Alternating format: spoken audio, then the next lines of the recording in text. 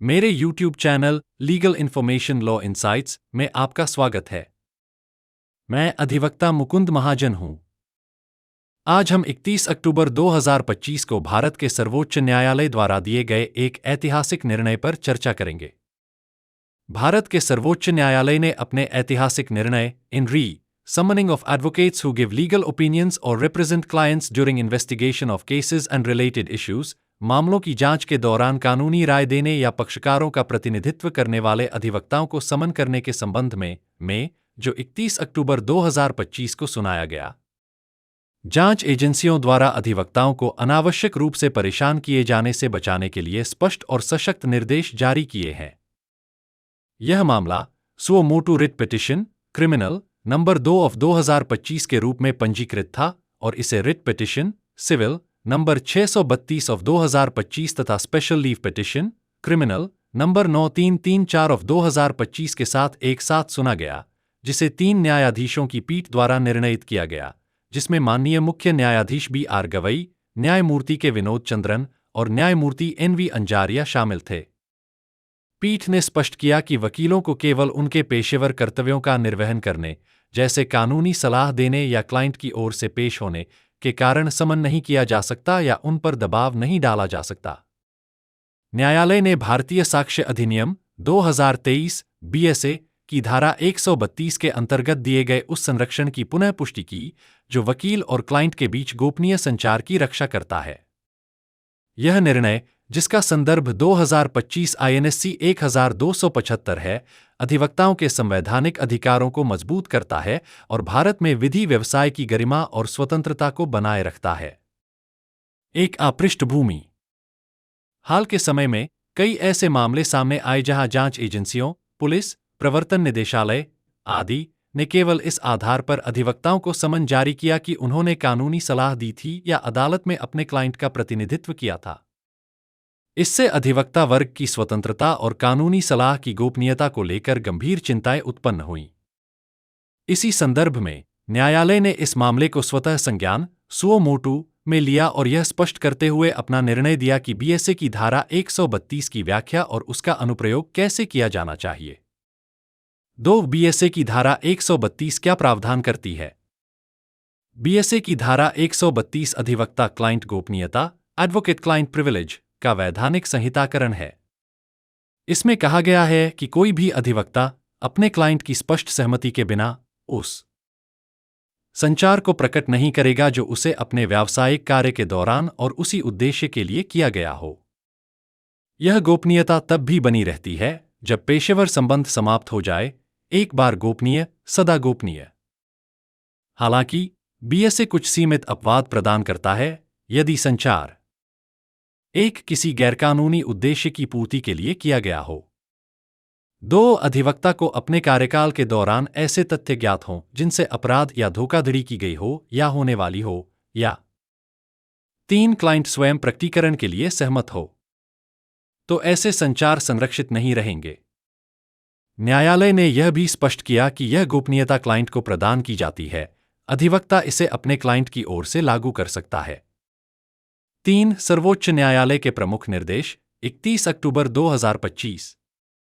न्यायालय ने यह सुनिश्चित करने के लिए कई विशिष्ट निर्देश जारी किए कि अधिवक्ताओं की गोपनीयता और पेशेवर स्वतंत्रता सुरक्षित रहे।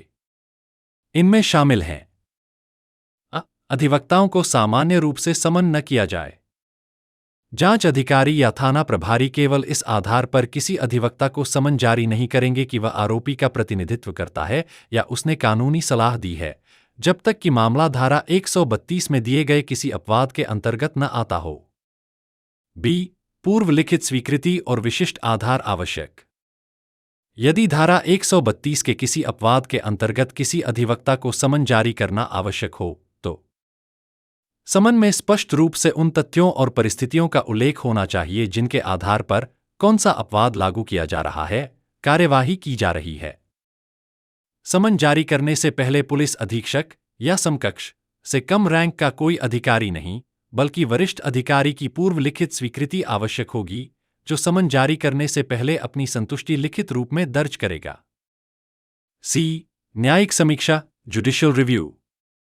ऐसे सभी मामलों में जारी किया गया समन भारतीय नागरिक सुरक्षा संहिता 2023 (BNSS) की धारा 528 या उसके समान किसी प्रावधान के अंतर्गत उच्च न्यायालय या सर्वोच्च न्यायालय द्वारा न्यायिक समीक्षा के अधीन होगा। डी. दस्तावेजों और डिजिटल उपकरणों का प्रस्तुतिकरण। धारा 132 के अंतर्गत प्रदत्त गोपनीयता अधिवक्ता के कब्जे में मौजूद दस्तावेजों या उपकरणों के प्रस्तुतिकरण तक विस्तृत नहीं होती। ऐसे मामलों में प्रस्तुतिकरण धारा 94 BNSS बटा धारा 165 BSA के अंतर्गत निर्देशित किया जा सकता है, लेकिन प्रक्रिया में सभी आवश्यक सुरक्षा उपाय सुनिश्चित किए जाने चाहिए। यदि किसी डिजिटल उपकरण को प्रस्तुत करने का निर्देश दिया जाता है, तो उसे जांच अधिकारी के समक्ष नहीं, बल्कि अधिकार क्षेत्रीय न्यायालय के समक्ष प्रस्तुत किया जाना चाहिए। उपकरण की जांच के दौरान अन्य क्लाइंट्स की गोपनीयता को प्रभावित नहीं किया जाना चाहिए। अधिवक्ता और संबंधित पक्ष को अपनी पसंद के डिजिटल विशेषज्ञ की सहायता लेने का अधिकार होगा। इन-हाउस काउंसल्स विशेष भेद स्पेशल डिस्टिंक्शन। न्यायालय ने यह स्पष्ट किया कि कंपनियों में कार्यरत इन-हाउस काउंसल या पूर्णकालिक वेतनभोगी कानूनी सलाहकार अदालतों में प्रैक्टिस करने वाले अधिवक्ता नहीं माने जाएंगे, इसलिए वे धारा 132 BSA के अंतर्गत गोपनीयता का दावा नहीं कर सकते। हालांकि वे धारा 134 BSA के तहत सीमित गोपनीयता का दावा कर सकते हैं। 4. व्यावहारिक प्रभाव प्रैक्टिकल इम्प्लीकेशंस। अधिवक्ताओं के लिए प्राइवेट प्रैक्टिस। आपको केवल इस कारण से समन नहीं किया जा सकता कि आपने किसी क्लाइंट को कानूनी सलाह दी या उसका प्रतिनिधित्व किया, जब तक कि धारा 132 में निर्दिष्ट कोई अपवाद लागू न हो और उचित प्रक्रिया का पालन न किया गया हो। आप और आपका क्लाइंट किसी भी ऐसे समन का विरोध कर सकते हैं जो इन दिशानिर्देशों के अनुरूप न हो। जांच एजेंसियों और अधिकारियों के लिए धारा 132 के अपवाद स्पष्ट रूप से लागू न हो तो अधिवक्ताओं को समन जारी न करें। वरिष्ठ अधिकारी से पूर्व स्वीकृति प्राप्त करें, लिखित कारण दर्ज करें, समन में आधार स्पष्ट रूप से लिखें और यदि दस्तावेज या उपकरण मांगे गए हों तो सभी प्रक्रिया संबंधी सुरक्षा उपायों का पालन करें। अधिवक्ताओं के क्लाइंट्स के लिए आपकी अपने अधिवक्ता के साथ हुई बातचीत कम्युनिकेशन संरक्षित है, सिवाय कुछ सीमित परिस्थितियों के। यदि कोई एजेंसी बिना उचित प्रक्रिया के जानकारी उजागर करने के लिए बाध्य करती है, तो आप और आपका अधिवक्ता इसे चुनौती दे सकते हैं। कंपनियों और इन-हाउस काउंसल के लिए यदि आप किसी कंपनी में वेतनभोगी इन-हाउस वकील हैं, तो ध्यान दें कि आपको धारा 132 के अंतर्गत पूर्ण गोपनीयता का अधिकार प्राप्त नहीं है। आपके और आपके नियोक्ता के बीच हुई बातचीत कम्युनिकेशन को उसी स्तर की कानूनी सुरक्षा नहीं मिल सकती। 5. यह निर्णय क्यों महत्वपूर्ण है? Why this judgment matters? यह निर्णय अधिवक्ताओं को परेशान करने के लिए समन के दुरुपयोग को रोकते हुए विधि व्यवसाय की स्वतंत्रता को मजबूत करता है। यह अधिकारों और शक्तियों के बीच संतुलन स्थापित करता है। धारा 132 BSA को विधि के अंतर्गत प्रक्रिया संबंधी सुरक्षा उपायों के अनुरूप बनाता है। यह जांच अधिकारियों और न्यायालयों को स्पष्ट कार्य निर्देश प्रदान करता है, जिससे व्यावहारिक कार्य में भ्रम कम होता है। 6 मुख्य बिंदुओं का सारांश की टेकअवे समरी। गोपनीयता प्रिविलेज धारा 132 BSA वकील क्लाइंट संचार की रक्षा करती है। अधिवक्ताओं को समन तब तक अनुमत नहीं जब तक धारा 132 में कोई अपवाद लागू न हो। पूर्व स्वीकृति आवश्यक, वरिष्ठ अधिकारी की लिखित स्वीकृति प्लस लिखित कारण प्लस स्पष्ट आधार आवश्यक हैं। दस्तावेज डिजिटल उपकरण केवल न्यायालय की निगरानी में सख्त प्रक्रिया के तहत ही मांगे जा सकते हैं। इन-हाउस काउंसल धारा 132 के अंतर्गत पूर्ण गोपनीयता नहीं। न्यायिक समीक्षा जुडिशियल रिव्यू धारा 528 BNSS के अंतर्गत उपलब्ध। 7 निष्कर्ष कंक्लूजन। अंत में यह निर्णय अधिवक्ताओं की पेशेवर स्वतंत्रता की रक्षा करने, कानूनी सलाह की गोपनीयता बनाए रखने और जांच संबंधी शक्तियों के संयमित प्रयोग को सुनिश्चित करने की दिशा में एक बड़ा कदम है। एक कानूनी पेशेवर, क्लाइंट या सरकारी अधिकारी के रूप में यह निर्णय स्पष्ट रूप से उन सीमाओं को परिभाषित करता है जिनके भीतर हमें कार्य करना चाहिए।